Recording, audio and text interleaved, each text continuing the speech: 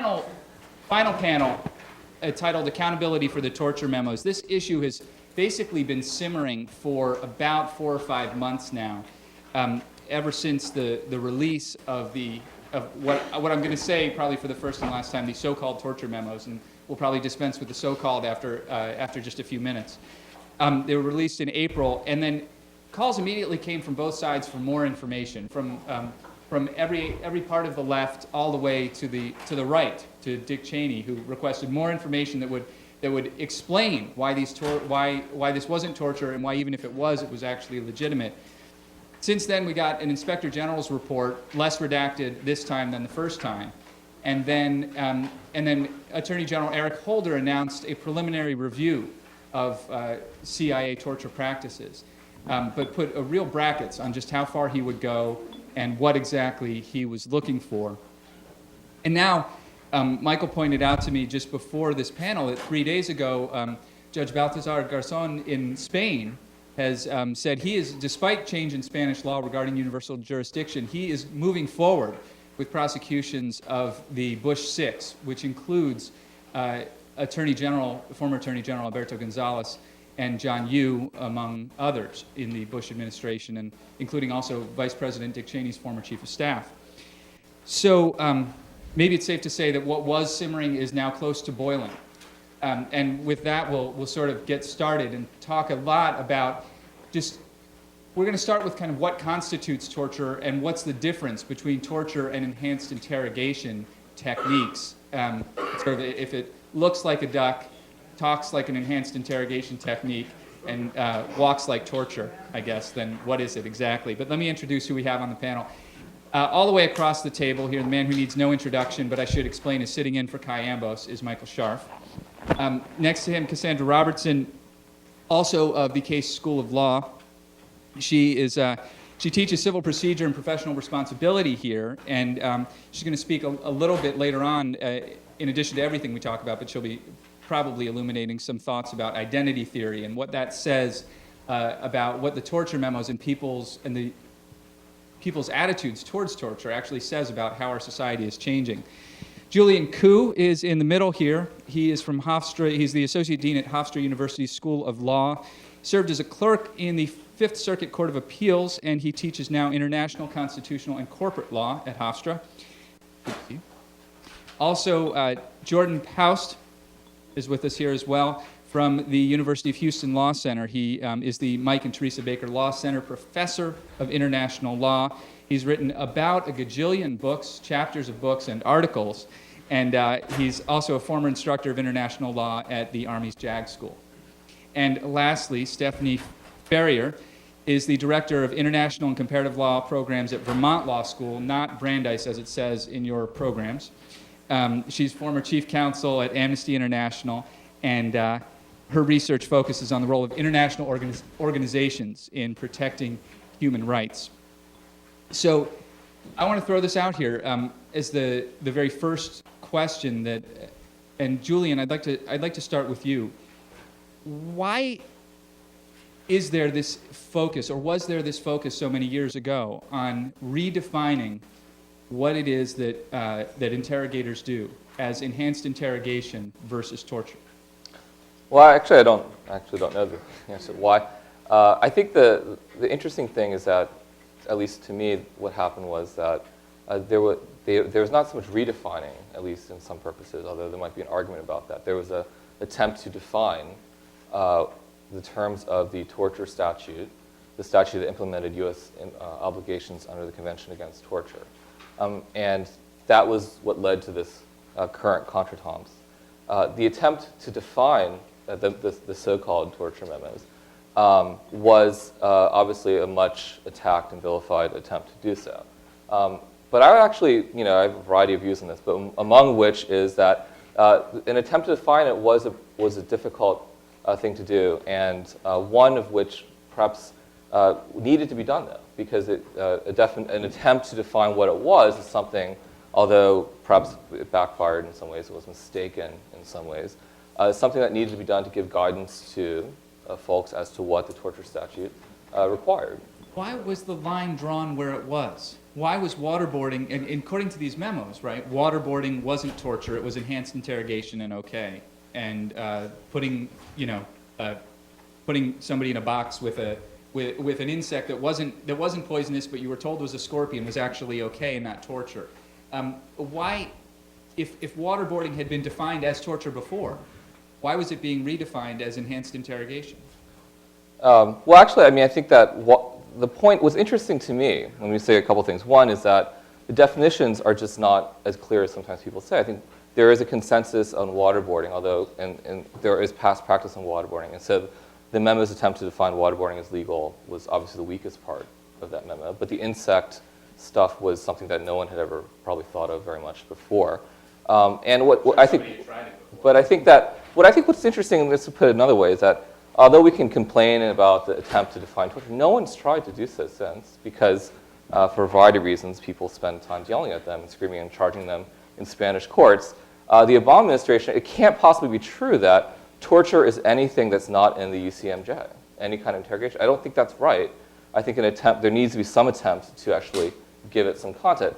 It may be that their definitions were wrong. I certainly think they seem to make a mistake on a couple areas, but I'm not convinced that it's as easy as most critics say it is. That, well, it's clear everything in that memo was clearly torture, and that it's quite so easy to define torture. So I think, at least to me, it seemed like a good faith attempt to define torture, which may have been mistaken in some areas, but was in fact an attempt to define what torture was. Or to define what torture was not, what wasn't torture really, what was allowable. Right. Stephanie and then Michael. I was going to start with one response, but you said it was a good faith attempt, and I have to say that I really question the good faith of people who wrote that waterboarding was not torture. The U.S. had prosecuted waterboarding. So many people, even after it was finally revealed that waterboarding was supposedly okay, and a former JAG officer said, no, it's illegal, it's a crime, it is torture. There really wasn't a question in my mind that it might not be. And so the question about why is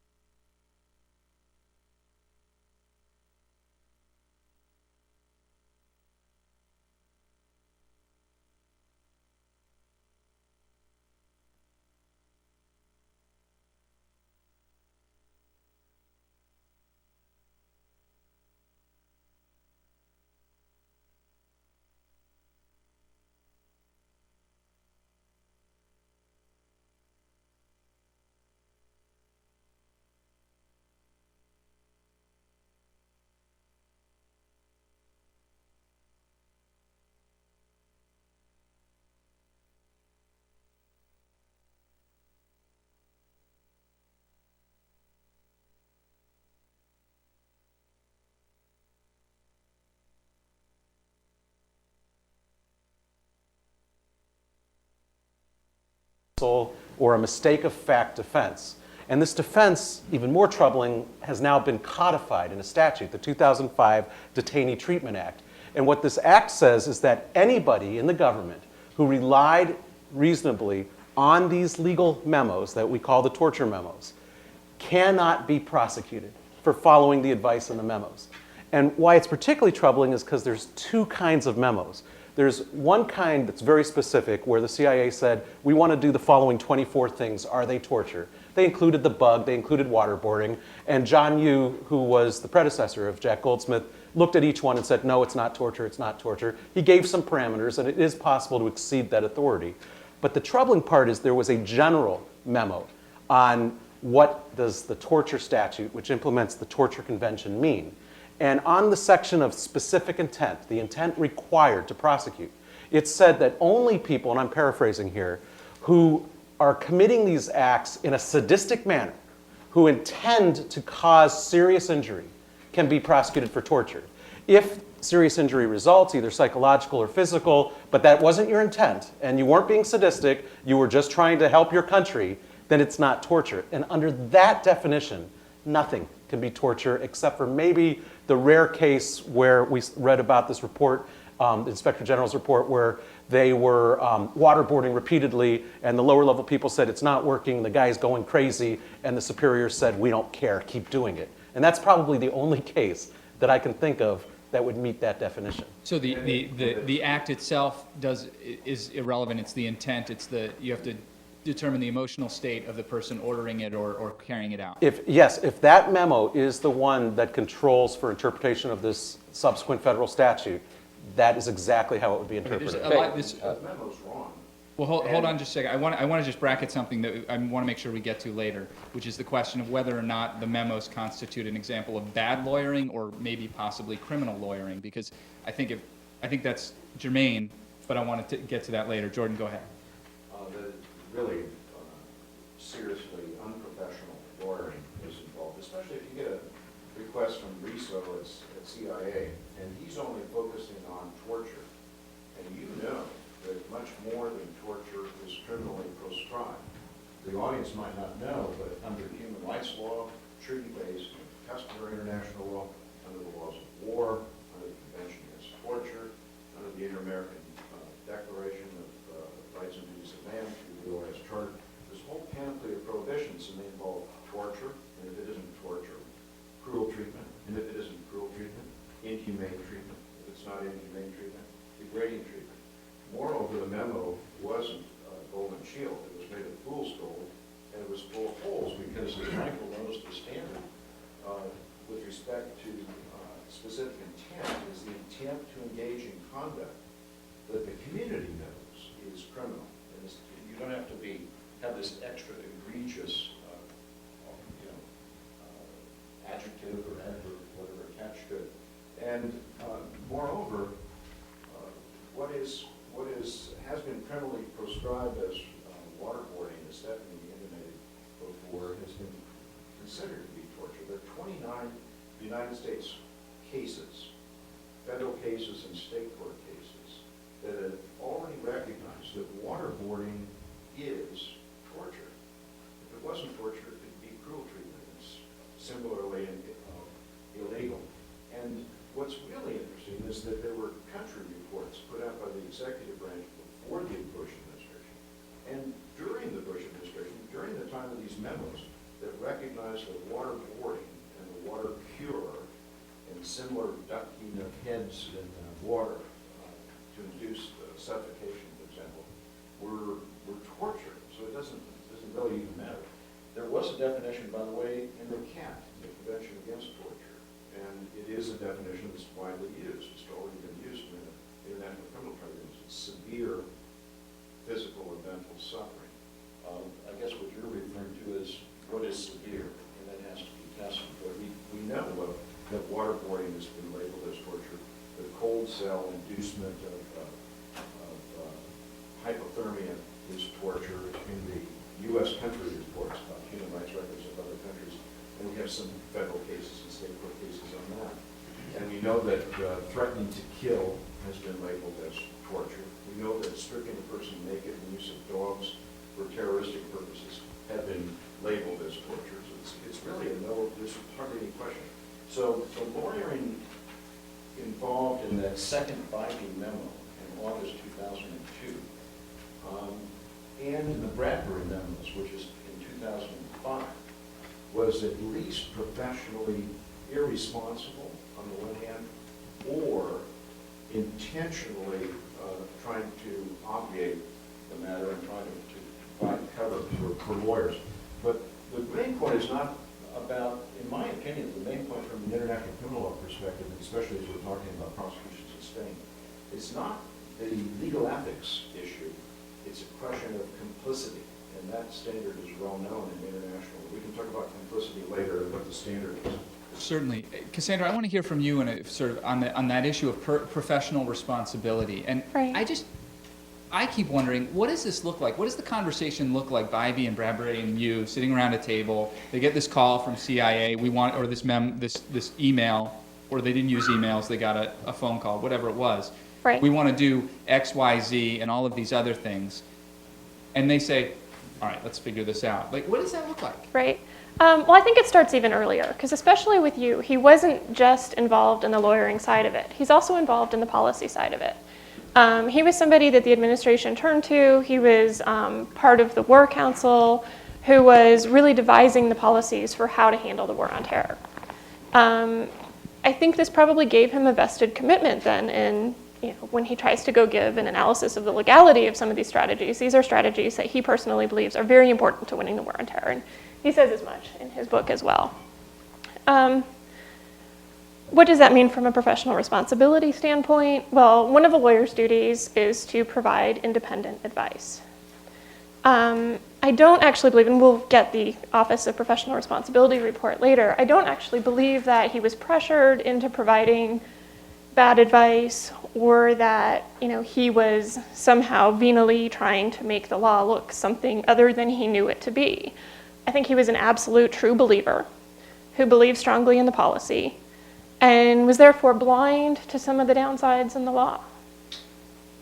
So bad lawyering, not necessarily bad faith lawyering. Can I jump in here, because there's Julian, a lot please. here that there's so much to disagree with that I'm going to have to just pick a few things. I think we want to be careful here blending, because I think we could all take different views on what is and what is not torture. I think what's fascinating, at least to me, is that for most of the critics of the memos, I think it's easy to jump on the weakest part of the memos, which is waterboarding, which is the weakest part. I think I concede totally.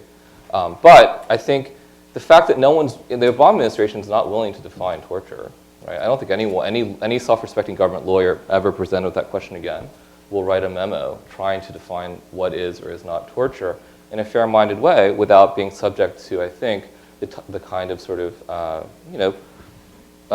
blowback that we're getting. I think because, for instance, the line is, I really do think there are some strong disagreements on what is or what is not torture. I think there are disagreements about, say, whether or not threatening someone with a gun rises to the level of torture, severe mental suffering. There are disagreements about the standard of specific intent. The Third Circuit, in a recent opinion interpreting the CAT, did adopt a version of the specific intent interpretation of the CAT that was at least a version of that which was adopted in the torture memo, the Convention Against Torture. So I think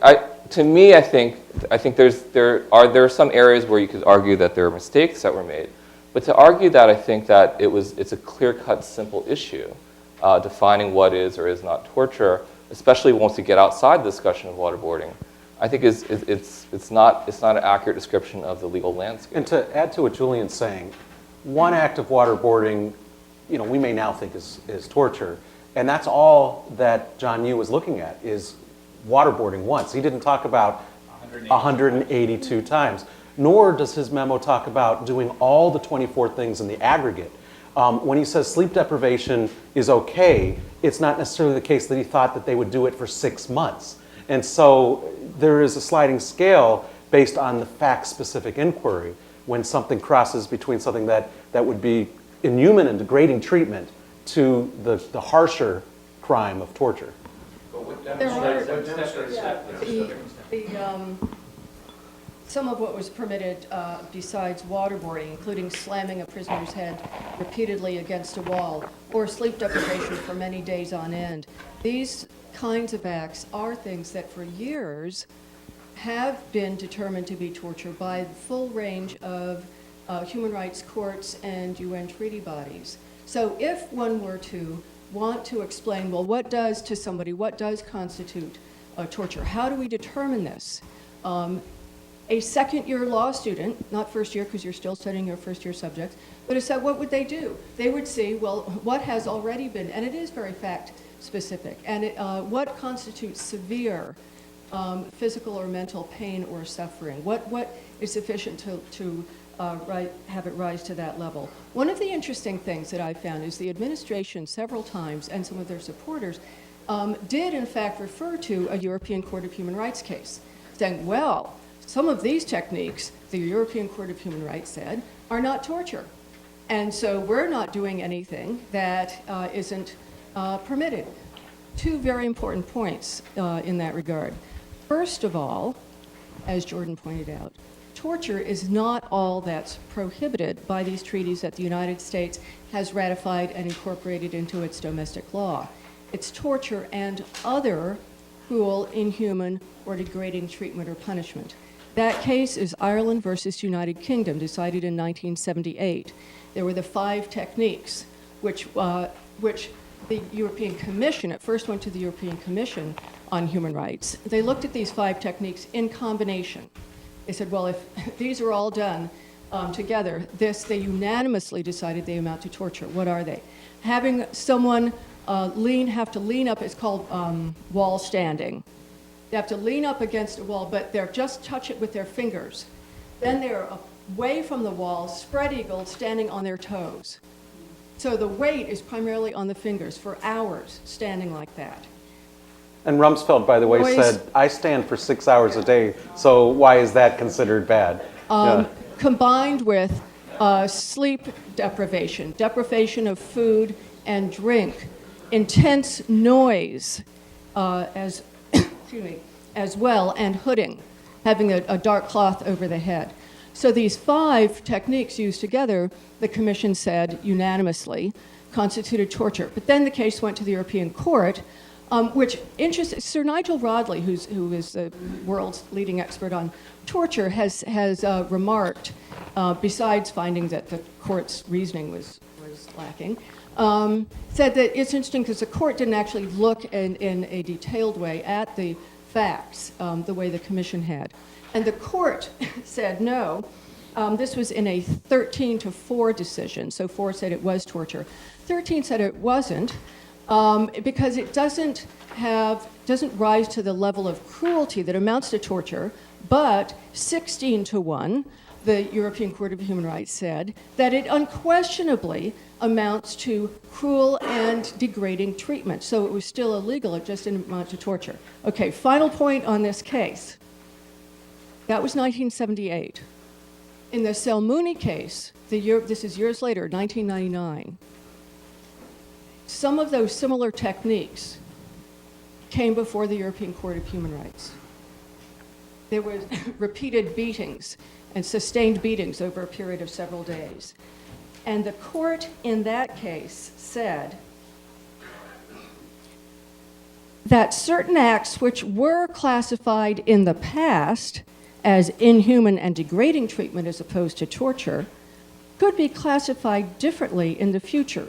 They said the European Convention on Human Rights has a similar torture prohibition that we have, is a living instrument and must be interpreted in light of present-day conditions.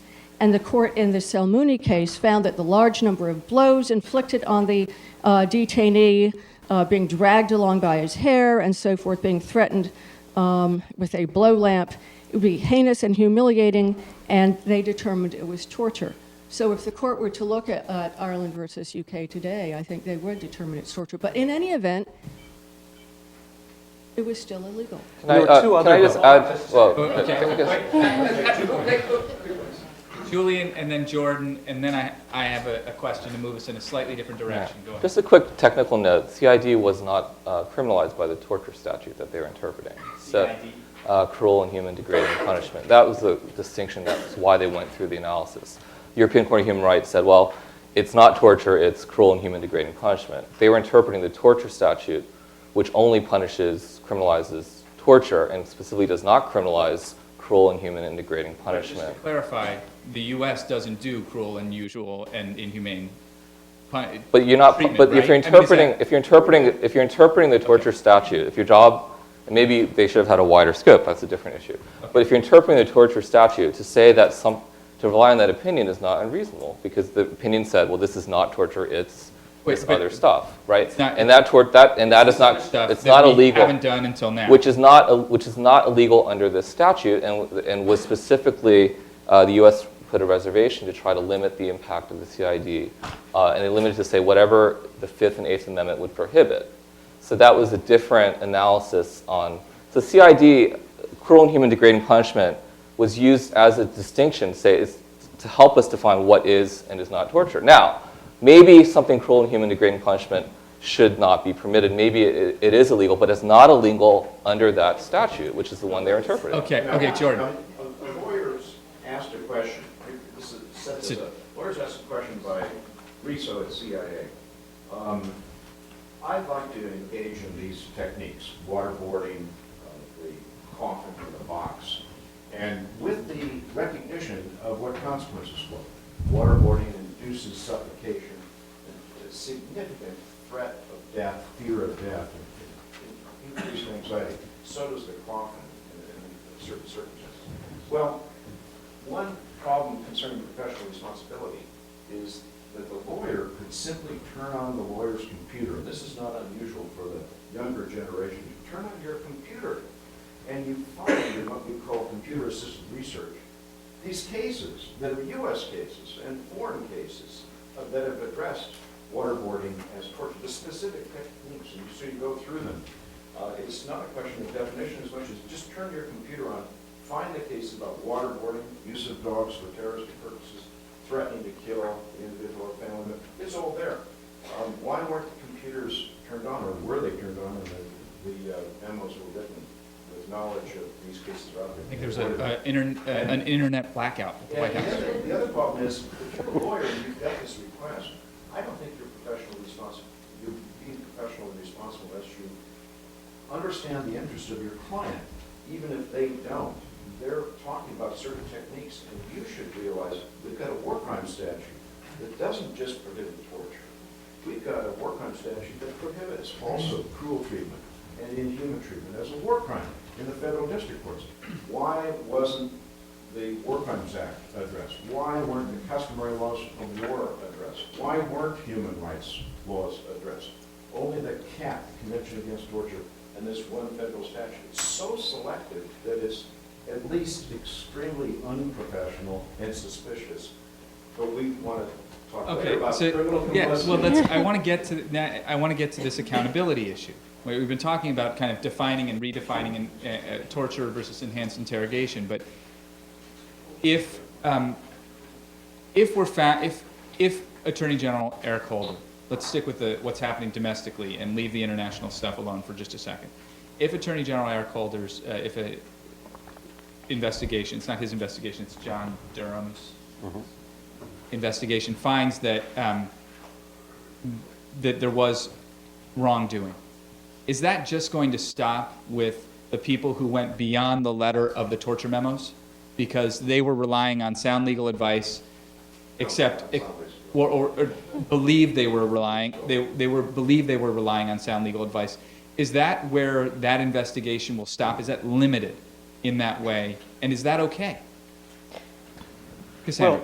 Okay, well, I was just going to say that I think even if they try to limit it to that at the outset, I think that people's defense will be, this was authorized by people above me, and I think those issues will have to come up, even if they aren't intended to be brought up in the beginning. But that happened with Abu Ghraib, and it stopped. It did not go above.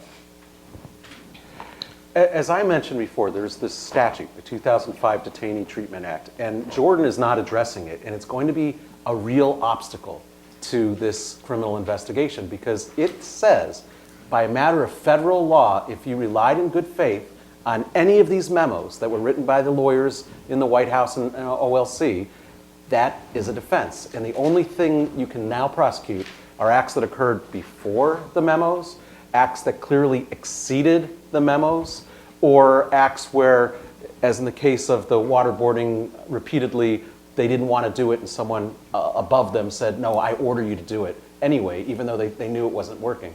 That federal law is going to be a problem. How do you get around it, Jordan? Well, Michael, we know that under international law there is a defense with respect to manifest illegality, right? If the lowest level, like the bad apple syndrome, I hope this Obama administration isn't doing just what the Bush administration. It's just a few bad apples in the bottom of the scene. I hope this does expand upwards. But the few bad apples at the bottom, the ones that had cover under alleged cover under them, they might have a defense in terms of manifest illegality. Did what was authorized, called for a patent obvious manifest illegality. It's a test we use in the law war areas. And that's what they were talking about in the MCA, actually, that too.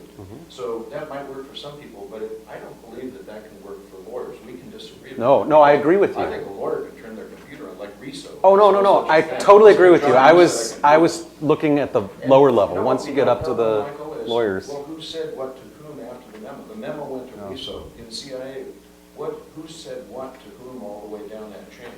And I think you can plausibly imagine that for CIA, for the interrogators and the people who are supervising the interrogators, their defense is, well, DOJ said, the Department of Justice said it was okay, so we did what they said was okay, and we were following. were they told that? We don't know. Did they see the memo? No. Well, What got to the lowest level CIA type? Wait, can I just interrupt a second? Because you're going to, so. the reason for this, or one of the reasons that hasn't been brought out, is that the CIA for years has not done potentially controversial things without a legal opinion saying it's okay. And that's because of investigations and prosecutions going back 30 years in which individual agents were called to account for things they thought they were lawfully instructed to do. Okay, and that's my point, is that if that's the case, we can sort of leave the CIA aside for a second, because we're not talking about accountability for torture. We're talking about accountability for the torture memos. Not what was done with them, but the writing of them. But it'll come out. I mean, you'll So- be looking at the full thing. So it seems as though domestically, with what Eric Holder is doing, with what the Attorney General's office is doing right now, that's really limited to the interrogation itself. Is there any domestic mechanism that will look at the writing of the memos itself and determine whether or not that what was done there by John Yoo and Bybee and Bradbury and all these guys was legal? Cassandra was right. He has to, as a federal prosecutor, follow the evidence trail. And the evidence trail is going to lead inextricably to the authors of the torture memos. I started this conference by giving a quote from one of the Nuremberg trials that involved judges being prosecuted for perverting the law and using it as a weapon against the civilian population. What Jordan is describing is exactly that the authors of the torture memos, whether they had a blind good faith, like you described, John Yoo, or not, were so careless in their job as government lawyers who are supposed to do a comprehensive job and give their clients all the legal information so that they can make an informed decision, that they have become tantamount to the judges in the theory of liability, not the number of deaths, of Nazi Germany.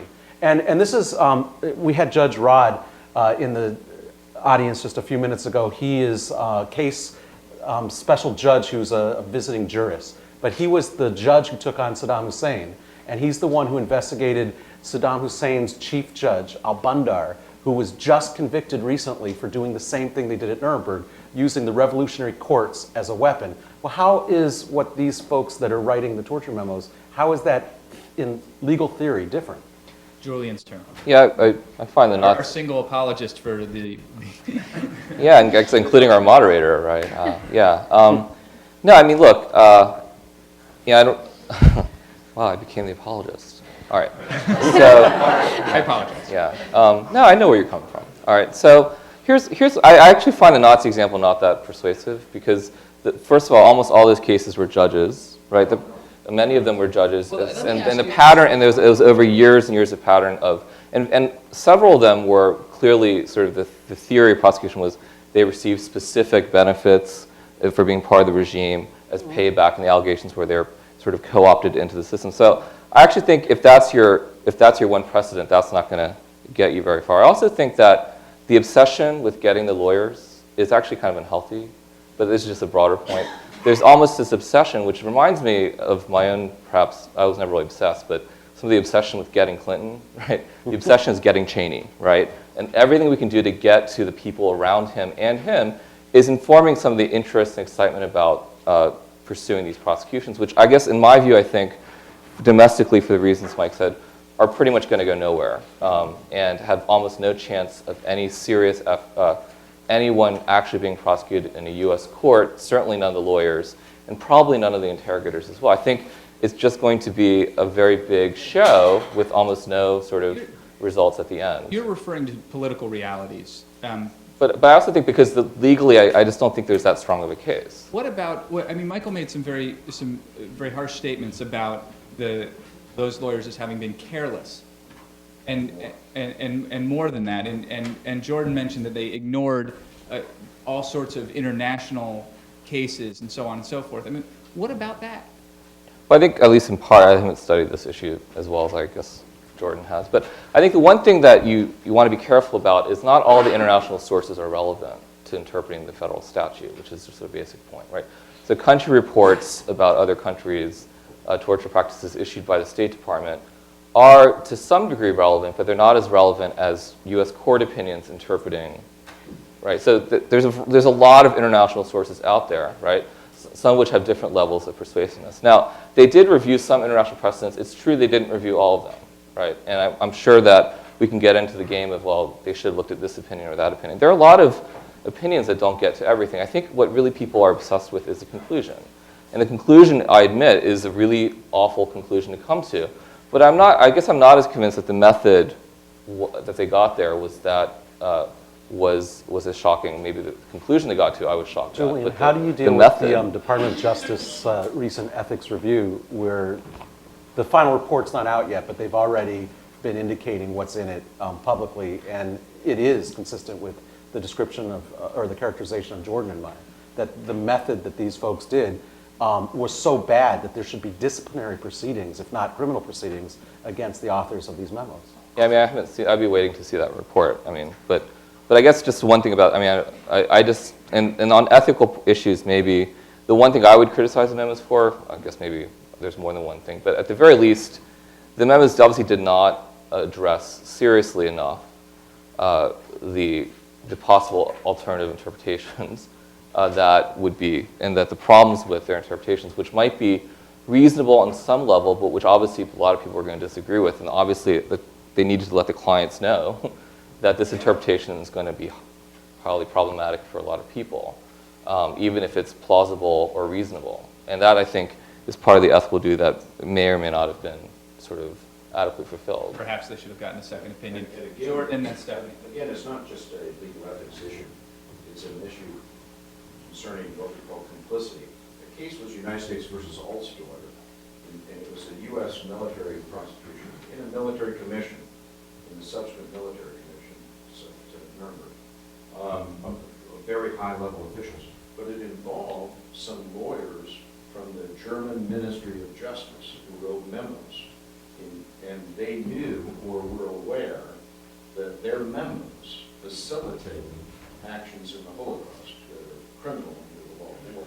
And the test for complicity is, did you intend to engage in conduct? You wrote your memo, and you knew or were aware that your memo would facilitate, can or will assist what will be a direct perpetrator in the commission of something called waterboarding or use of dogs to terrorize or death threats. You don't have to know, as the lawyer writing the memo, that what the direct perpetrator is doing is torture or cruel or inhumane.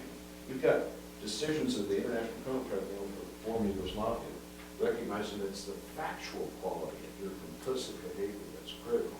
You intend to engage the act. You knew or aware that your conduct would facilitate what factually is waterboarding. You don't have to know that it's torture. You don't have to know that it's a crime. Ignorance of the law, even by a lawyer, is no excuse. And that's critical and unavoidable. We're not talking anymore about, parsing interpretations of one case when 29 U.S. cases could be found on a computer. It's a simple test. Did you intend to write your memo? Yes. And you were asked about, you knew that it was to facilitate waterboarding? Yes. And waterboarding was actually facilitated. There was also in terms of the International Criminal Tribunal prosecutions for complicity, aiding and abetting. You're there already. There was also a process. So this is an unavoidable duty of Eric Holder that I hope we'll get around to. What is Eric Holder's duty when we get other input from on this particular question? And what is the President's duty now, knowing more about what had happened, because of what's been spilled, and more is coming out. All right, there was also a Hold on a process. second, All sorry. I right. want to address the point about, well, it's not all international precedents or cases are as relevant or international sources. So I guess we can pick and choose, which is what was done. We chose a 1978 decision and ignored all the European Court decisions since then. It's not just Salmuni, that's the one I quoted because they clearly alluded to what had been decided in 78 and indicated they probably would have decided differently. But, and it's also not just waterboarding, but very much, the slamming of people repeatedly against a wall or continually beating them. So in the European Court, we have Aden versus Turkey, blindfolded, beaten, stripped, placed in a tire, sprayed with high-pressure water, 97. Aksoy versus Turkey, stripped naked, arms tied. I mean, there are cases after, that's just the European Court. But then we have all the cases that have gone to the Human Rights Committee.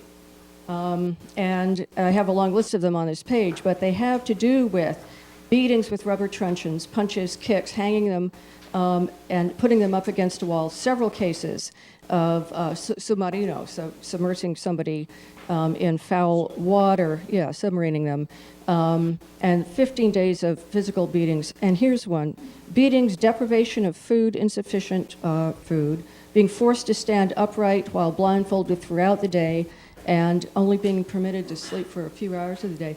All of these were torture, and you don't have to be adept on the internet to find all of these cases. They're all in. And my it's just easy to point, find, so it's not a I want to matter draw that on both they're- of your things because there's a really crucial thing here, and it's a process issue. Even if they couldn't find it on the internet, what John Yoo says in his book is that he specifically, purposefully cut out the State Department Office of Legal Advisor. The experts on that didn't let them clear on the memos, didn't want to hear what they had to say, didn't allow the professional military lawyers to weigh in. And what does he say in his book? He says very clearly, we did it because we knew that they were going to have contrary advice, and we were afraid that the president might not do what we wanted him to do. He admits it in his book, and that process issue, I think, is the nail, really, for the criminal case. There's a bigger issue that has to do with the functioning. I mean, I think Attorney General Eric Holder is probably very invested in the power of his office and the power of the Department of Justice. And if former DOJ lawyers are prosecuted, does that then put a muzzle and unhealthy fear on that office and that department in terms of their ability to do their job? Cassandra. I don't think it would, actually.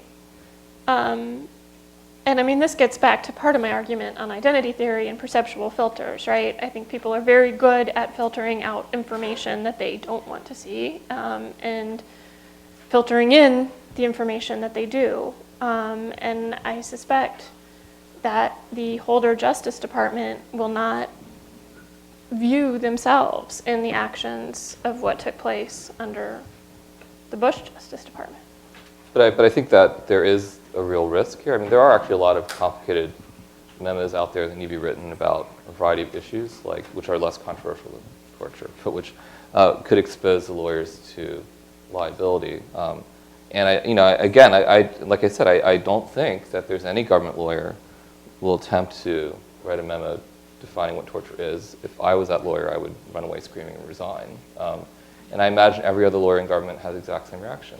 No, Jack Goldsmith resigned rather than try to define it, right? And the guy who did try to define it, the next guy who took the job, is on the Spanish list, right? So who's going to be the government lawyer who wants to try to take on a task that appears to be impossible? Is this the key? Is this That's not merely what the lawyers are doing. what I'm trying to get at? We don't want them to write Jordan, memo hold on a just second. about waterboarding. We don't. I mean, what I'd like to get at though is this a case of of these lawyers being caught between? I mean, in this place where they're, for some reason, they feel like they have to write a legal justification for whatever the CIA is saying it's going to take to get the information that they want, in a time when the nation is terrified about what might happen, and the CIA is under the gun to get any intelligence that they can, and the president says we need to fix this, do whatever it takes. And they do whatever it takes. They say, all right, maybe from one point of view, this would be torture, but how can we look at it differently so it's not torture? How can we call these people enemy combatants, call this enhanced interrogation, and redefine what it is that we're doing?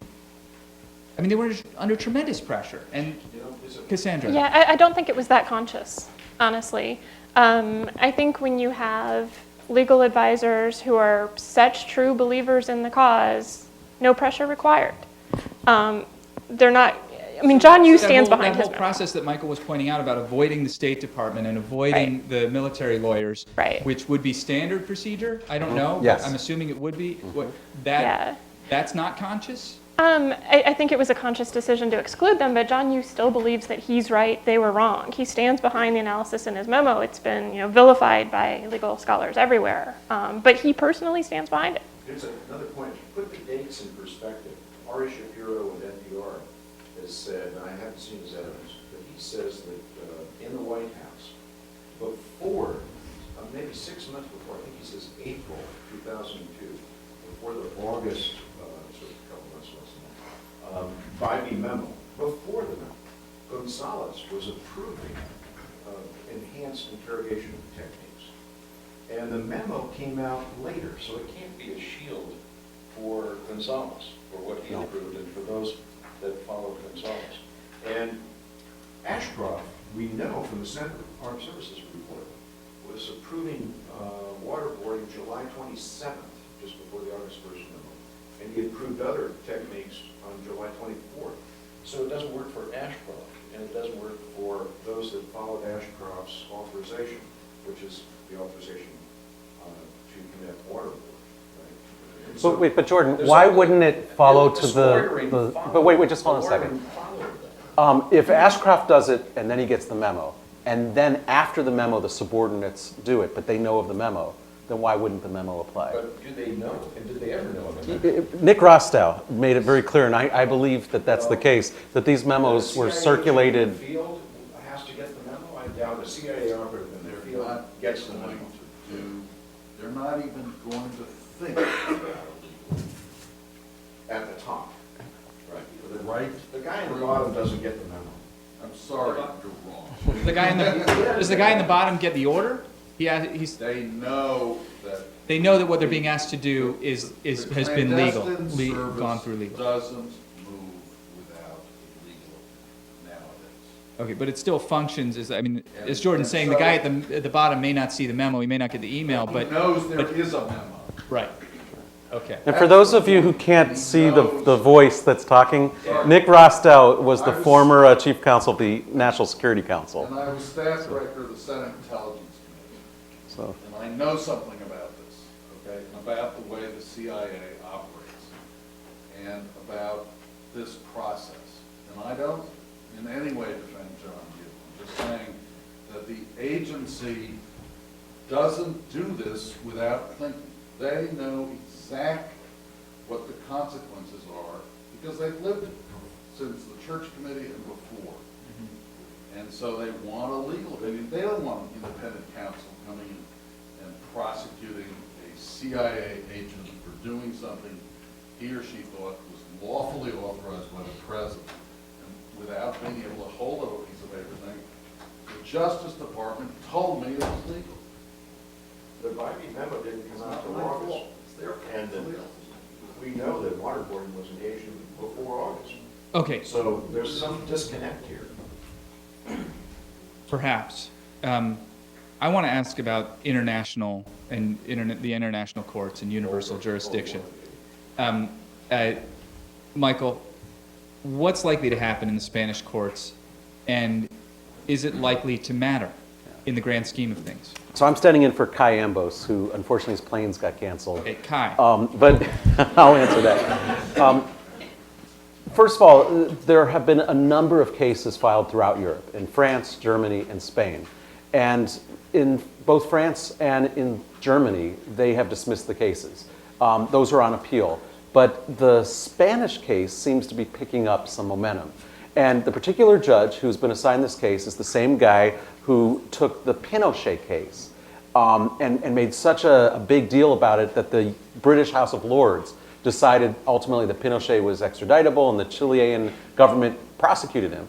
And this guy wants to make sure that the individuals responsible for the torture, the authors of the memos and the people who maybe ordered them or directed them to write the memos, and you called them the Gang of Six, that's basically who's been indicted, that they stand for justice. And so right now, the immediate consequence is that those folks can't travel because Spain is very aggressive with extradition requests, just like with Pinochet being extradited from, well, requested for extradition from the United Kingdom. And so if they go anywhere that has an extradition treaty with Spain, they could be surrendered to this judge. And that means that right now there's an effect on them. Whether the case actually goes forward, I mean, they have had cases in Belgium and other countries against Henry Kissinger and others that never materialized to anything, but Henry doesn't travel anymore for those reasons. And that may be the ultimate punishment that these folks suffer, is that they're stuck in the United States. Yeah. Well, There's another, Yeah, okay. we now have a new international criminal court that Michael's written on that as well. And there are 102, is that 102? no, 108 countries now. 108 parties now out of 192 states. And that's a significant number. And under the Article 12, as it turns out, of the treaty, it is possible for a U.S. national to be prosecuted before the ICC if the crime, the alleged crime, was committed in the territory of one of these parties. Think about a black site overseas. Or Afghanistan. Afghanistan is a party. So, and we've known that the prosecutor of the ICC has made some rumblings a year ago or half a year ago about possible investigations of Cheney and Rumsfeld. Well, Jordan, just 3 days ago, Yeah. he was on his soapbox again, saying that Yeah. this idea of an investigation is now an active And investigation. there is universal jurisdiction, and there are now institutional fora that are international, like the International Criminal Court, with some possibilities of prosecution. I'm rather amazed how quickly a lot of stuff came out, and I was telling students it will take 10 years. We'll have to digest. This is like the dirty war in Argentina, where the president, a former president of Argentina, is under indictment. It takes a generation sometimes, but it happens. I'm rather amazed how quickly this is happening. Any comments from my colleagues? I think they're trying to, the U.S. purposes, the statute of limitations, they're running up against it. So I think there's an issue What's with the that. statute of limitations for torture? I think I'm blanking on the statute. There's something that next year would Putting expire. up a zero. There's no statute. No, of but there's a limitations statute of for torture. limitations for next year that they're running up against. Yeah, and then there's also the ethics proceedings. I think there's some statute of limitations issues on the number of years after the actual act, which you can bring in. I don't actually know the details of this, but that may be why these things are coming out. I want to ask Cassandra this other question about what this all means for who we are as Americans and how things have changed since 9/11, 2001. Right, right. Well, part of my argument, right, is that things have changed over time. And I don't think that 2001 was actually the defining moment for that. I think it was 2005 when the Abu Ghraib pictures came out. In 2001, you had, of course, 9/11. Within a week after that, you had Cheney giving his famous dark side speech suggesting that, in response to this terrorist act, we were going to have to be willing to do some things that Americans typically don't like. The American identity stayed pretty unified against torture, though. If you look at the polls that happened in those intervening years, Americans still viewed themselves very much as a people against torture. In 2005, that changed. The immediate reaction to the Abu Ghraib photos was actually one of denial, which I think is actually fairly healthy, right? Americans saw themselves as a people who don't torture. They're faced with these pictures of what looks a lot like torture. And the response was, this isn't us. This is a few hillbilly kids. This is a few bad actors. This isn't America. Between 2005 and 2009, that started to change. And you started to have people who were much more likely to say, maybe we do torture. Maybe that's okay. Maybe we need to torture. Maybe torture isn't a bad thing. And I think that change in attitude can actually be traced to, certainly some of Vice President Cheney's speeches. Some people have traced it also to 24, but with the positive portrayal of torture in some instances. But it did start to change, and so in in 2005, right, when the Abu Ghraib pictures came out, you had a majority of Americans who defined themselves as being against torture. In the summer of 2009, the latest poll came out, 52% of Americans, a bare majority, said it's okay to torture sometimes. And if you look at how that breaks down on a partisan divide, it's stark. Of those who identified themselves as Republicans, 2/3 said torture sometimes is okay. Those who identified themselves as Democrats, about 1/3 said torture is sometimes okay. So I think there has been a shift in identity. And what I'm afraid of, and why I almost wish it would take a generation for this to come out as opposed to happening so fast, is I'm really afraid that if we go forward with prosecutions now, we're going to be reinforcing that partisan divide. People are going to commit more strongly to a belief that torture is okay.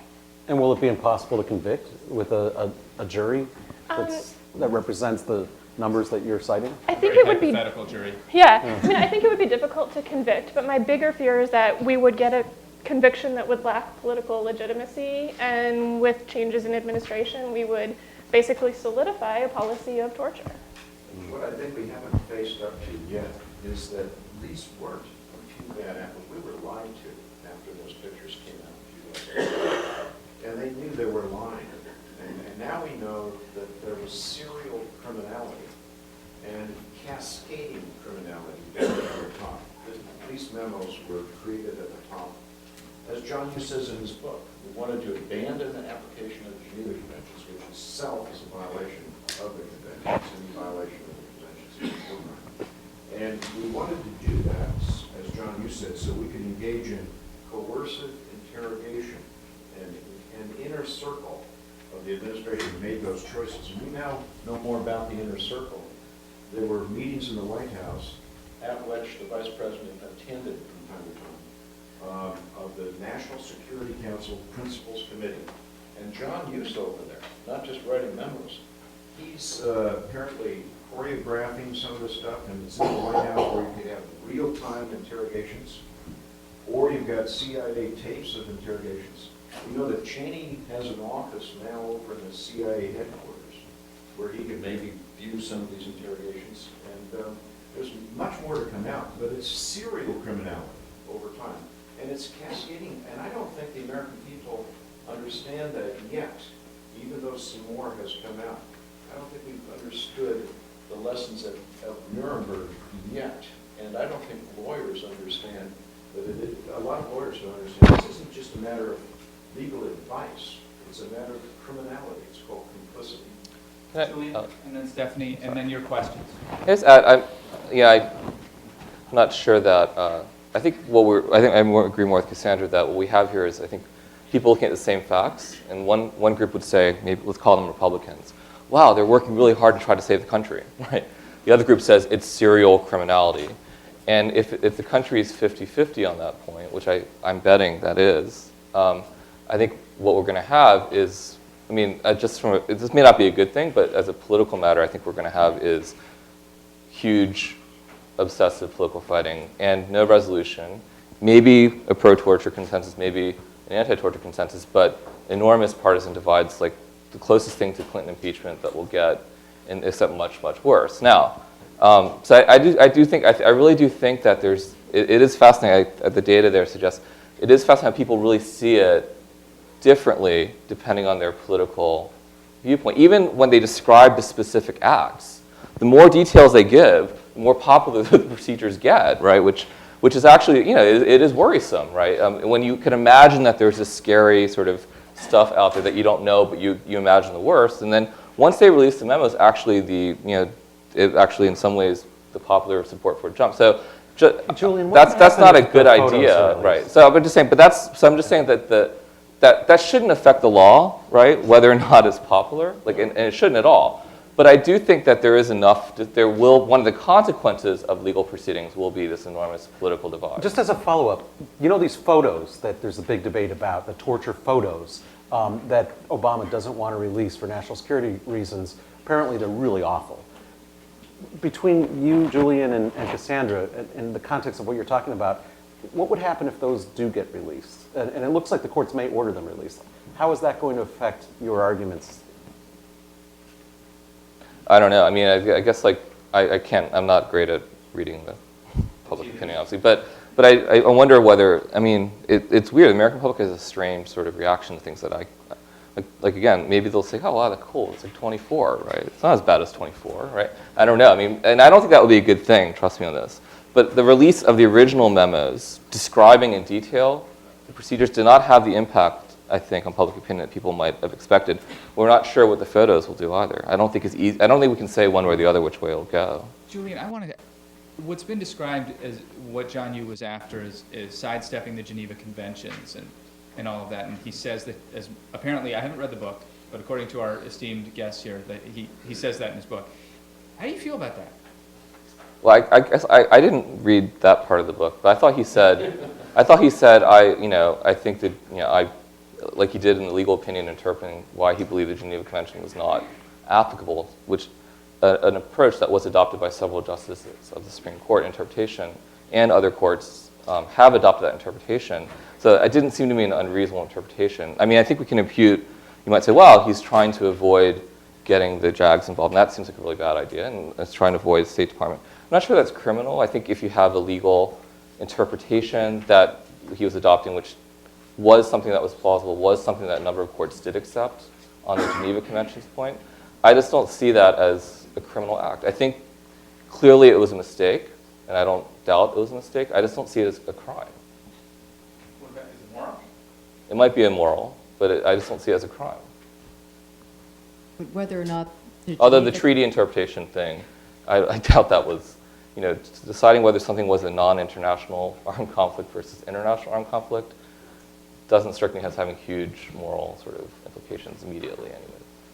But whether or not the Geneva Conventions apply, torture is illegal, and it's prohibited not only in the Geneva Conventions, but in the treaties that the U.S. has ratified. That you can then get down into what constitutes torture. I want to just very quickly two things. One is about the perceptions of torture being acceptable now, and I know you laughed a bit when you mentioned this TV program 24, but there's actually been work done on the impact on public understanding of a whole range of things influenced by television programs.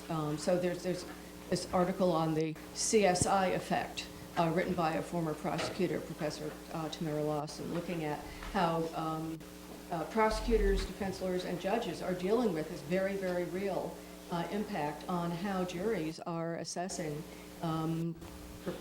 purported scientific evidence. And so I think with respect to the impact on perceptions of torture, we really do have to look at things like TV programs. But I want to go back to the question of, well, it was a very stressful time. They were doing their best. They wanted to come up with something, et cetera. And just remind people that it's not only in the Convention Against Torture, and it's not only in the Covenant on Civil and Political Rights, but also written into the Geneva Conventions that torture is prohibited any time, in any place. Who wrote the Geneva Conventions? They were survivors of a war that killed millions and millions of people. They were survivors of a time when the war was going on. No one knew who was going to win. The country that they were a national of might not be there the next day. Very extreme situation that they had now made their way out of. In the treaties that I mentioned, it says explicitly, in all of the human rights treaties, it says explicitly, there is no derogation from the prohibition on torture, even in times of public emergency that threaten the life of the nation. So in writing this, they understood there will be stressful times. There will be times when you have to do everything you can, but there are certain limits to what a democratic society can allow. But you know what, the one problem with what you're pointing out is this. The reason they are so obsessed about defining things not as torture, but rather as cruel, inhuman, and degrading treatment is because there's a better legal argument to be made that the necessity defense might apply to things that aren't torture but are cruel, inhuman, and degrading treatment. There's a better argument, and I would say, no, just let me finish, Jordan, There have been some recent decisions from the international bodies that have confirmed that the same non-derogation principle for torture should apply to the other. But if you just read the language of the treaty, as they did when they wrote the torture memos, it only applies to torture. And I think that's why they fixated on just saying, well, this isn't torture, and because they believed if they could define it as cruel, inhuman, and degrading treatment, then the necessity defense might apply. That's what they were trying to accomplish. I know you want to get back at that, but we're going to get to questions from the audience here. Judge Rod, I think, is going to be first, and a microphone is headed your way, sir. No problem. I have a good voice. Yes, you do. Go ahead. Thank you very much. Thank you very much for our panelists. It's really wonderful discussion. It's this kind of memo, I have to consider the time when they wrote it. It's a difficult time also, and there is big debate, security, and threatening for the terrorist issues. Also, there is another point in my mind when the lawyer who wrote this memo, he never expect someone will use it to torture, as used as Professor Scharf says, 200, 300 times. But at the same time, I think it is, using water is torture. If he came to my panel, no, it's different. It's torture. But it is at the same time, it's a strong opinion at a specific time to not justify it, maybe exercise the legal materials. My question exactly, if the investigation starts in this situation, which is so different from Abu Ghraib, because Abu Ghraib is just a stop with the low level, people. This kind of investigation will go to the high level people. Do you think there is any courageous lawyer, again, will write strong opinion to the White House in the future to protect the security, national security, or something like that? Thank you. Great question. Who wants to take? Not sure I quite. The first part of the grade was, it wasn't a few bad apples at the bottom. We know that. We know more about the memos that have come out, and those memos were used in Iraq. In fact, Lieutenant General Sanchez had his own memo for about a month and a half, authorizing stripping naked, veer up harsh, use of dogs, use of military dogs. So some of those tactics have been approved by Lieutenant General Sanchez before he withdrew his memo. But I don't know that I fully understand your question. I think Judge Rod's About point a is present lawyer in the White House? it's similar to what Julian was saying before, that no attorney in the Department of Justice is, if asked to write a definition of torture, is going to touch that. And I would just go beyond that too. An attorney asked to define a variety of other things, right? The legality of predator strikes outside of Pakistan, right? Especially as the ICC begins defining the crime of aggression and the crimes, the variety. There are that is something the Obama administration is engaged in and has authorized. I would not want to be the guy who wrote that memo. And I disagree with that. When I was at the State Department, there was a clearance process, and this is the same clearance process that applies to OLC memos before and after, but not during John Yoo's reign. OLC is the Office of Legal Counsel. What the clearance process does is it protects the lawyers, because what you do is you write your draft opinion and you circulate it to all the other expert lawyers and all the other agencies, and you get all their input, and your final product is a mass product of a mass group of minds. That's good faith. And if you do that and you've done a good job on your memo, it doesn't matter what you've concluded. You're never going to be prosecuted because you did the right process. Again, my problem here was that they purposely, consciously cut out the legal experts, the people who knew how to interpret the Torture Convention, the people who knew how to interpret the Geneva Conventions, because they were result-oriented. And then he puts it in a book and says, that's exactly what I was trying to do. And that kind of, it's the true believer. He thought that was the right result, but I think that's a confession. And we don't want those lawyers in the Department of Justice. The problem is that there's some, what I call leftover lawyers from the prior administration still in DOJ. Riso's still at State Department, at CIA, as far as I know. Yeah, but if Eric Holder fires them, then he'll have the same problem that Alberto Gonzalez had. Holder has a constitutional duty, I don't know if people understand. Under Article 2, Section 3 of our Constitution, the President of the United States has an unavoidable constitutional duty faithfully to execute the laws. And these laws include treaties that require extradition or prosecution. The Geneva Convention is great, which is the Convention Against Torture. And that is an unavoidable, constitutionally based requirement. That's what Eric Holder ultimately has to face up to, too. As he finds out more from the limited inquiry through a special prosecutor, he's going to have to face his constitutional duty of initiate prosecution or extradite all those who are reasonably accused. And then we're going to take another question. Actually, I was going to toss a question out to the group, but I saw your hand up, so I'll come back to mine later. Okay. Just a quick one. The CIA statute, as far as I know, begins by saying, notwithstanding any other provision of law, the CIA will do what it's told to do. And I wonder what you all think the power of that kind of statute has in this context. Nick, do you think the CIA was misused by being involved heavily in interrogation because it wasn't their task previously? There were gatherers of intelligence, most often through lawful means. You violate foreign, you violate non-disclosure.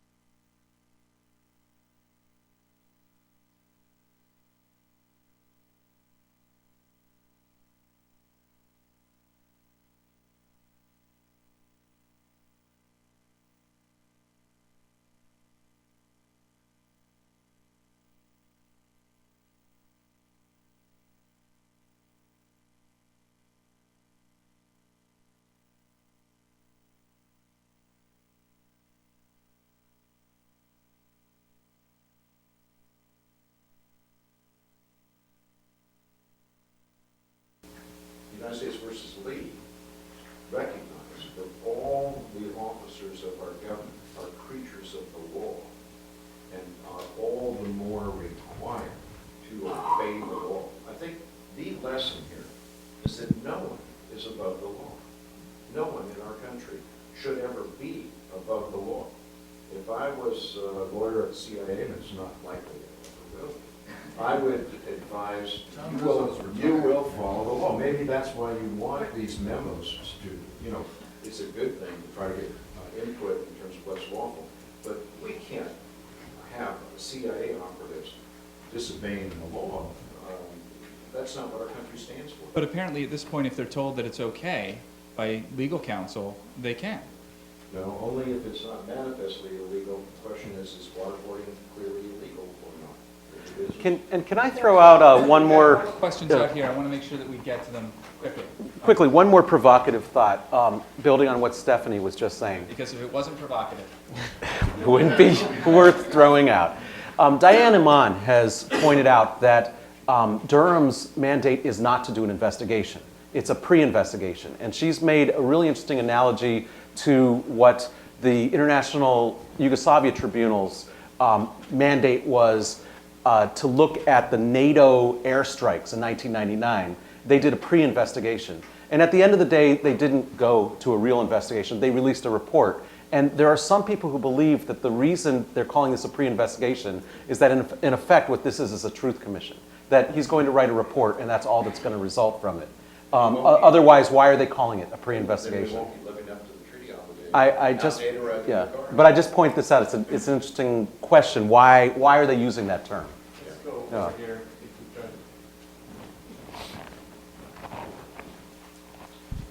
Thanks. So you folks have been engaged in this interesting discussion about individual accountability, but it sounds to me as if we also need to talk about collective accountability, especially from what Jordan's been saying. So, typically when there's a collective failure, then there's some kind of collective remedy in terms of accountability. And I would think that the place to start is with the Office of Legal Counsel. And back to Michael's point, so what needs to be changed about the institution as a response for the collective failure that occurred? And rather than thinking about individual criminality, which is obviously one way to go, how should the system be changed as a way of somehow remedying what happened in this collective failure? Gonna I respond. thought Michael answered that. We need the normal practice of interagency input. I guess the question is whether normal practice is enough, that is in terms of the sort of customs, or whether we need to have something stronger yet to make sure that folks realize that that's an obligation that they have to get these. More than customs, a rule. Yeah, right, Yeah. exactly. Well, and one way to accomplish that, of course, is legislation. Another is through a civil lawsuit. And we haven't talked much today, but there is a civil lawsuit against John Yu brought by Padilla, one of these detainees. And Jose the court, Padilla? yeah, and the court, Padilla? exactly. Depending on who's pronouncing it. And the court in San Francisco has recently rejected the motion to dismiss the cases going forward. And it may be that the civil lawsuit, which can in some ways be much broader than a criminal case, can set some of the standards for the government to use in the future. Remind us though, Jose Padilla was going to carry out a terrorist act, and the information that was found about that was found through enhanced interrogation, or was he tortured? No, he's the dirty yeah. bomber. He was the dirty bomber from enemy Chicago, I think. Right. So was there? I mean, how does the torture stuff come in with Jose Padilla? Was he tortured himself? He alleges. Yeah, he claims he was. He claims he was detained unlawfully. He claims that people following the memos did things to him that they shouldn't have done, and he's going to litigate it. This is, I just want to kind of put on here, my paper that will be published by this journal addresses civil liability of individuals. So I hope somebody will read it later after it's printed. But this is a whole other area of accountability. What also is occurring more frequently is the efforts to disbar attorneys that were involved in alleged complicity with respect to the memos. So stay tuned for that. Stephanie. I think it's a great question you asked, because we are looking at ways of establishing accountability, but if we're looking forward, we need to try and learn what we can about what happened in order to make sure it doesn't happen again. So, how can we put in place some kind of mechanism so that when one of the lawyers in the administration writes a dissenting memo and is told to destroy all copies of it, right? How can we make sure that that kind of squelching doesn't take place? So I think it's a very important question, seeing the way forward, what kinds of things can we put in place? Whistleblower provisions and things of that sort. I think we have some other questions all over the place. You get to pick. Go ahead. He's right behind you. And then we'll go top after that. Because of my advanced years, I've unfortunately missed a lot of the conversation up there from the speakers, except for Mr. Rostow over there. I managed to hear him most of the time.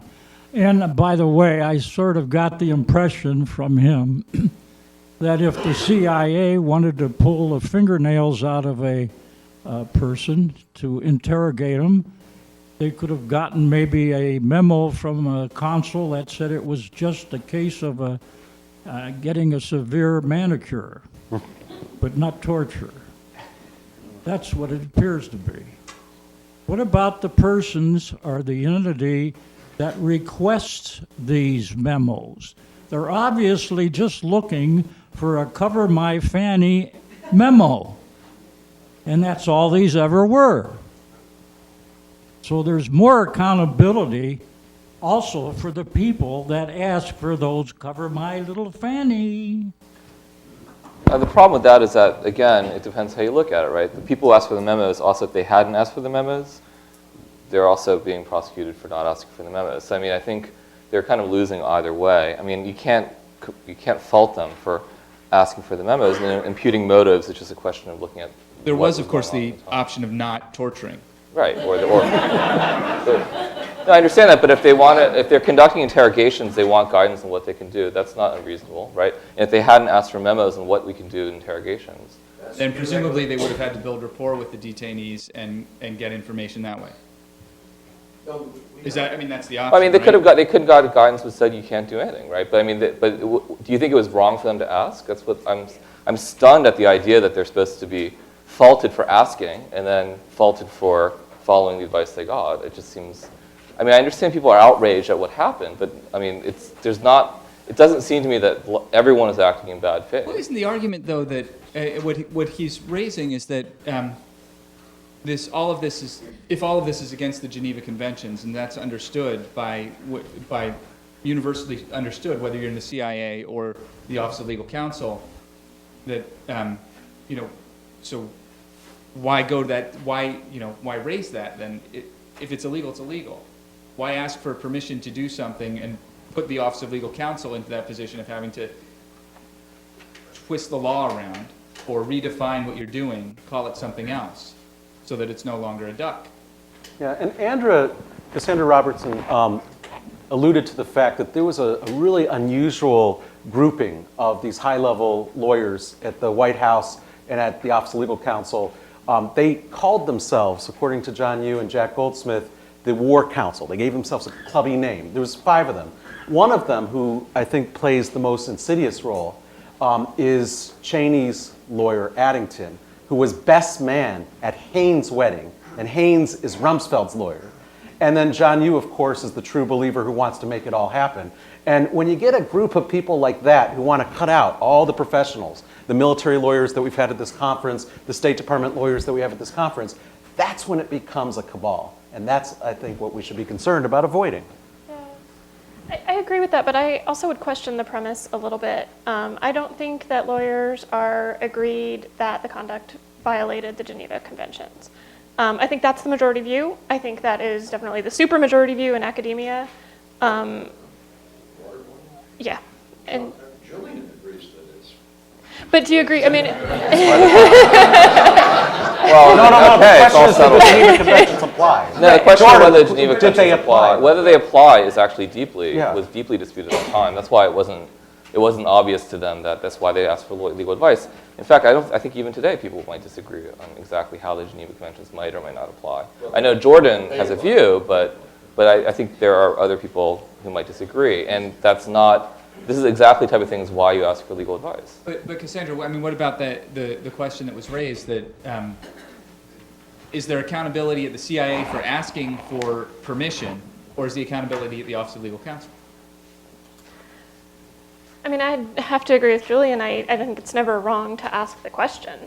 I think you do have to wonder whether the question was asked in good faith. I think that's subject to debate. I think people have debated it.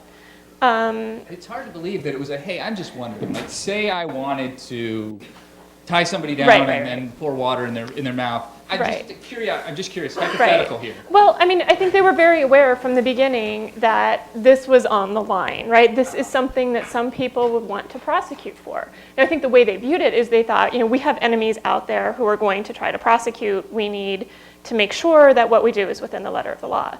John Yoo's book is so interesting because he uses that term lawfare, which I know you've talked about a lot. But he basically sees his opponents as using something called lawfare to use technical legal requirements in a way that weakens the United States. Yeah, essentially. And remember, the Bybee memo was written after the fact, after waterboarding had been used, and some of these other techniques have been used. We shouldn't lose track of that. And again, the issue is not good lawyering or bad lawyering in terms of professional responsibility. It's a question of criminal complicity. Mhm. We have a question up at the very top, in the red. And then behind me somewhere, I think, too.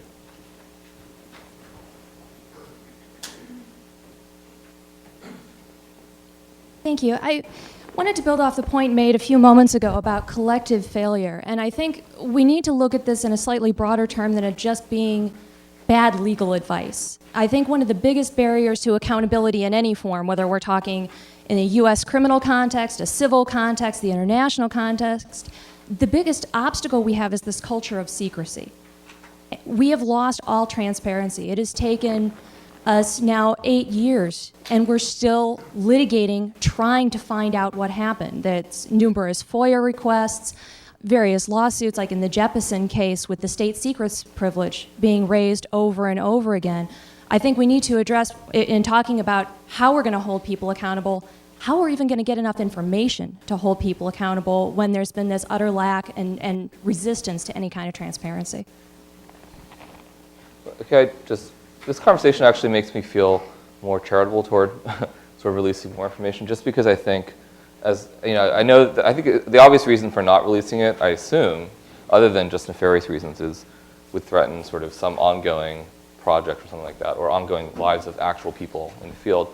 But it seems to me that, at least in this issue and in a variety of other issues, actually, there continues to be a lot of disagreement about what exactly happened, what happened in August 2002, what meeting did they have in the World Council, when did, and actually in some ways I'm maybe kind of leaning toward now, maybe let's just let it all hang out, because I think actually, sometimes when the facts come out, they go in ways that we don't necessarily know which way they go, and actually we're not sure what the consequences of it will be. So maybe more facts do need to come out. Well, and it's not unique. I mean, if you think back in history, our government has always been secretive, and from time to time there have been these kinds of occasions where there have been efforts to shed light. So the Church Commission to look at the assassinations throughout Latin America, the Iran-Contra inquiry to look at the Iran-Contra affair.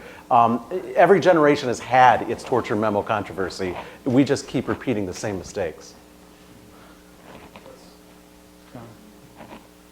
Two quick questions for Professor Paust. I'm curious what the authority would be, domestic authority would be, for the notion that the Department of Justice is legally obligated to conduct criminal prosecutions, because there's certainly in American law a longstanding tradition of prosecutorial discretion as pretty fundamental that can be guided by statute, but without explicit congressional direction, giving courts law to apply, can't be imposed. And I know overseas there are different standards, but I'm curious about the domestic source for that. And then for my colleague, Professor Scharf, I always wanted to push a little bit on the targeted killing example. We know that the current administration has increased the use of targeted killing with Predator drones. We know that they are aware, and we are aware, that that has increased collateral damage. We know that the State Department has acknowledged publicly that the interpretation of international law by others, such as the International Red Cross, is problematic for our current practices, and that our current practices are in conflict with that. And just yesterday, the Wall Street Journal reported that the International Criminal Court has opened a preliminary investigation into the death of civilians due to targeted killing efforts by the United States in Afghanistan. So given that, do you really think that State Department or Justice Department attorneys really think that process alone would protect them from something similar, given that there are international authorities that would say that what the current administration is doing with Predator drones is contrary to international law, and then potentially domestic law as well? Very large question. So can you retain that entire I question? can. Built into this formula, that's a treaty-based formula that Michael and I know very, very well,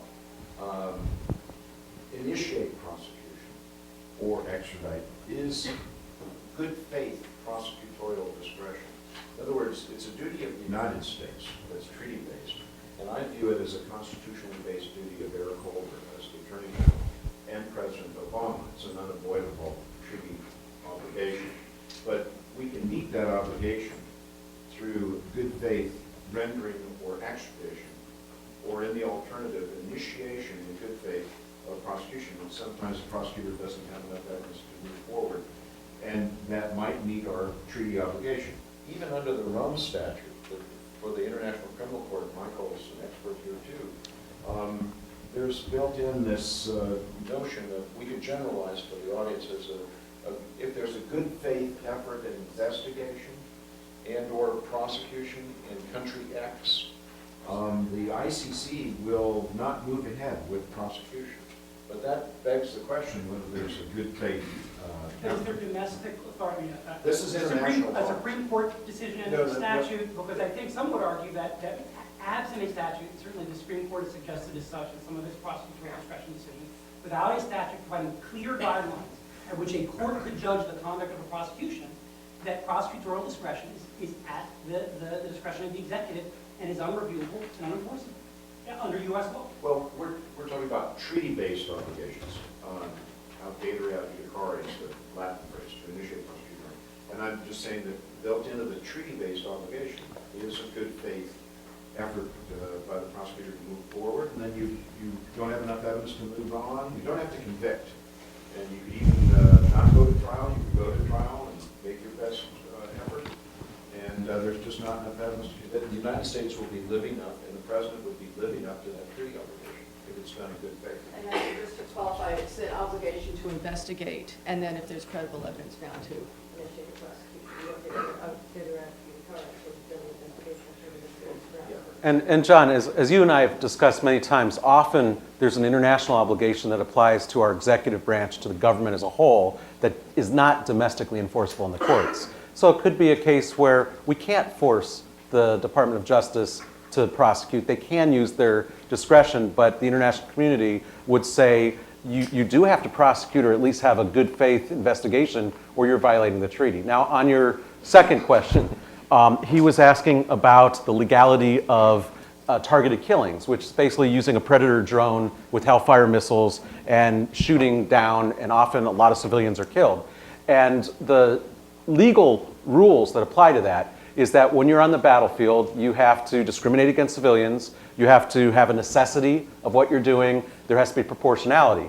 That's a lot more squeamish, I have to admit, as a standard, and it's subject to much more interpretation than something like what is torture, where you have all of these court cases, international bodies, and domestic court cases defining things as torture. And I think that's the difference. So you don't think that when the military asks either the State Department or the Justice Department, can you give us what the on-the-ground indicia that we should look for so that we know there's necessity and we can tell whoever's operating to pull the trigger and they will never be liable? Is there a lawyer that's going to write that down? Amos Giora, who was here but has recently left, he used to have to do this for the Israeli Defense Office every day. And in fact, that is what our military lawyers do. And they come up with the rules of engagement in an interagency process like we described, not in a little cabal in a little smoke-filled room or whatever, like what happened with the torture memos. I think we're going to take one final question because we are running over, and I think it's appropriate that the director of the Center for Ethics asks that final question. Well, as a military ethicist, I see a tremendous amount of damage that has followed on the practices that were done under the previous administration, going all through the ranks. And I guess my question to anyone who wants to tackle it is, there was such a great impact by everything from the Abu Ghraib images to the later revealed memos and just everything that leaked out. There was such a tremendous impact. What can possibly be done of all the things that you've discussed that would have an equal impact to the rank and file? I guess what I'm worried about is that a lot of the responses you've discussed would be discussed again by us, by people in academia and in certain circles of the government and such forth, but not necessarily get the kind of broad public attention that it would take to do what I feel is necessary, and that's to restore the principle that torture is wrong. The principle's been damaged, and restoring it is going to take something significant and indeed symbolic, and I'm wondering what you think has that impact.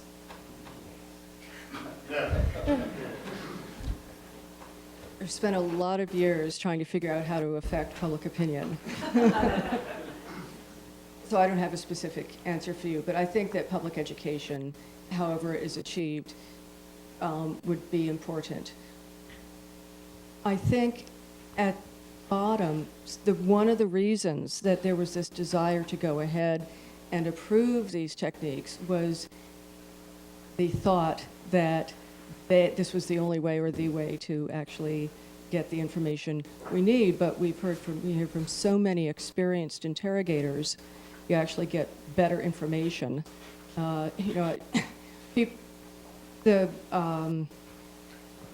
So many interrogators have said that extreme pain will cause the individual, the detainee, to say anything in order to get out of it. It wastes a lot of time then tracking that lead down, and you find a so and so and so and so. Anyway, just as part of the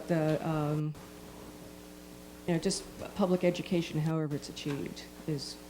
Just as we should learn more about the memos, I almost agree with Julian. It's the first time. About the memos and what was happening. There are some proud moments that should be emphasized, and quite often people that I know were JAG officers or Alberto Mora, who's publicly known as a person who said no.